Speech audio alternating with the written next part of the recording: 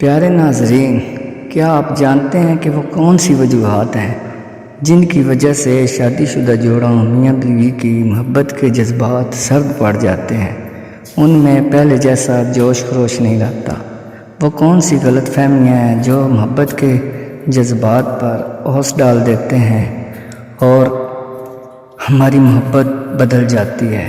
اس کتاب میں ان تمام پہلوؤں پر بحث کی گئی ہے جن کی وجہ سے محبت بھرے دل ایک دوسرے سے بدگمان ہو جاتے ہیں، اور وہ کون سے نفسیاتی طریقے ہیں جس کی وجہ سے جن کی بدولت یا جن کو استعمال کر کے ہم دوبارہ اپنے ساتھی کے دل میں محبت جگا سکتے ہیں، پہلے والا پیار پیدا کر سکتے ہیں اور دوبارہ اپنے تعلقات کی تجدید کر سکتے ہیں۔ معزز سامعین، اس کتاب عین عورت اور مین مرد کے مصنف اپنی اس کتاب کے تعارف میں لکھتے ہیں، ذرا غور سے سنیے گا تاکہ آپ کو اس کتاب کی تمہید اچھی طرح سمجھ آ جائے۔ مصنف لکھتے ہیں کہ ہماری بیٹی لورن کی پیدائش کو 1 ہفتہ گزر چکا تھا۔ لورن کی وجہ سے ہمیں کئی راتوں تک جاگنا پڑا۔ اس وجہ سے میں اور میری بیوی بونی کافی تھک چکے تھے۔ زچگی کے بعد بونی کو چلتے پھرنے میں دقت محسوس ہوتی تھی، اس لیے اس نے درد کی گولیوں کا استعمال شروع کر دیا۔ میں نے 5 دنوں تک گھر میں اس کی دیکھ بھال کی۔ جب مجھے اس کی طبیعت پہلے کی نسبت بہتر محسوس ہوئی تو میں اگلے دن آفس چلا گیا۔ میرے آفس جانے کے بعد بونی کو ضرورت محسوس ہوئی اور وہ مجھے اطلاع کیے بغیر گولیاں لینے چلی گئی۔ اس کے بعد اس نے میرے بھائی کو مزید گولیاں لانے کے لیے کہا جو اس کی مزاج پرسی کرنے آیا تھا، تاہم میرا بھائی گولیاں لے کر نہیں آیا، اور یوں بونی نے سارا دن درد کی تکلیف کو برداشت کرتے ہوئے بچی کی دیکھ بھال کی۔ میرے ذہن میں اس بات کا تصور بھی نہیں تھا کہ بونی کی طبیعت اس قدر خراب ہو جائے گی۔ جب میں آفس سے گھر آیا تو مجھے کافی پریشان لگی۔ بدقسمتی سے میں نے اس کی پریشانی کو غلط معنوں میں لے لیا۔ مجھے ایسے لگا کہ وہ اپنی اس حالت کے لیے مجھے ذمہ دار سمجھتی ہے۔ اس نے مجھ سے کہا میں سارا دن درد کی تکلیف کے باعث بستر پر پڑی رہی، مجھے دوائیاں لینے خود جانا پڑا، میرا خیال رکھنے والا کوئی نہیں۔ میں نے اس سے کہا تم نے مجھے فون کیوں نہیں کیا؟ اس نے جواب دیا میرے لیے یہ ممکن نہیں تھا، میں تو ٹھیک سے چل بھی نہیں سکتی تھی۔ میں نے تمہارے بھائی سے کہا لیکن وہ بھول گیا۔ میں سارا دن اس کی واپسی کا انتظار کرتی رہی، مجھے اس کی باتوں سے کوفت میں ہونے لگی۔ اس وقت میں نے اسے بتایا کہ آج آفس میں میری کچھ خاص مصروفیت نہیں تھی۔ مجھے اس بات کا غصہ تھا کہ اس نے مجھے فون کر کے اپنی حالت کے بارے میں کیوں نہیں بتایا اور مجھے بے وجہ ان باتوں کے لیے ذمہ دار کیوں ٹھہرا رہی ہے جن کا مجھے قطعی طور پر علم نہیں تھا۔ اس غصے کے عالم میں ہم دونوں کے درمیان بحث شروع ہو گئی۔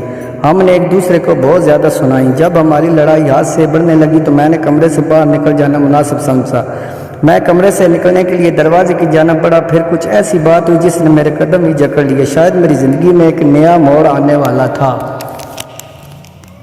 بونی نے کہا رک جاؤ، خدا کے لیے مجھے چھوڑ کر مت جاؤ، اس وقت مجھے تمہاری بہت زیادہ ضرورت ہے، میں ان دنوں تکلیف کے باعث سو بھی نہیں سکتی ہوں، خدا کے لیے میری بات سنو۔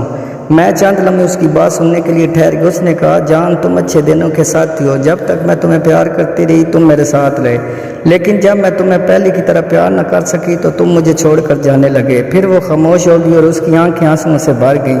اس کے لہجے میں تبدیلی آئی، وہ کہنے لگی اس وقت میں بیمار ہوں اور تمہارے لیے کچھ نہیں کر سکتی، اس وقت مجھے تمہاری بہت ضرورت ہے، خدا کے لیے مجھے آ کر تھام لو، تمہیں کچھ کہنے کی ضرورت نہیں، میں بس تمہاری باہوں کے احسار کو اپنے گرد محسوس کرنا چاہتی ہوں، خدا کے لیے مت جاؤ۔ میں نے جا کر خاموشی سے اسے تھام لیا، وہ میری باہوں میں سسکنے لگی۔ چند لمحوں بعد اس نے چھوڑ کر نہ جانے کے لیے میرا شکریہ ادا کیا۔ اس نے مجھے بتایا کہ اسے صرف میرے سہارے کی ضرورت تھی جس کی طاقت کو وہ محسوس کر سکے۔ اس وقت میں نے محبت کو صحیح معنوں میں سمجھنا شروع کیا۔ میں ہمیشہ اپنے آپ کو ایک محبت کرنے والا انسان سمجھتا تھا، لیکن میری بیوی نے سچ کہا تھا، میں اس کے اچھے دنوں کا ساتھی تھا۔ جب تک وہ بغیر کسی شکوے کے مجھ سے پیار کرتی رہی میں اسے پیار کرتا رہا، لیکن جیسے ہی وہ مصیبت کا شکار ہوئی میں اسے قصوروار ٹھہرانے لگا اور اسے تنہا چھوڑ کر بھاگنے لگا۔ اس روز پہلی مرتبہ میں اسے تنہا چھوڑ کر نہیں گیا، میں اسی کے پاس ٹھہر گیا۔ نہ جانے کیوں مجھے یہ سب کرنا اچھا لگ رہا تھا۔ پریشانی کے اس عالم میں اسے اپنا قرب دینے میں تو کامیاب ہو گیا، لیکن محبت کے اس اچھوتے احساس کو سمجھنے لگا۔ اس حقیقت نے مجھے خوبی سے سمجھایا کہ دوسروں کا خیال رکھنا اور ان کی پرواہ کرنا ایک خوشگوار زندگی کے لیے کیا معنی رکھتا ہے۔ میں حیران تھا کہ اپنی محبت کے ذریعے بونی کو سہارا دینا کتنا آسان تھا، خواہ وہ اس کی گھنٹے بھر کی ضرورت تھی۔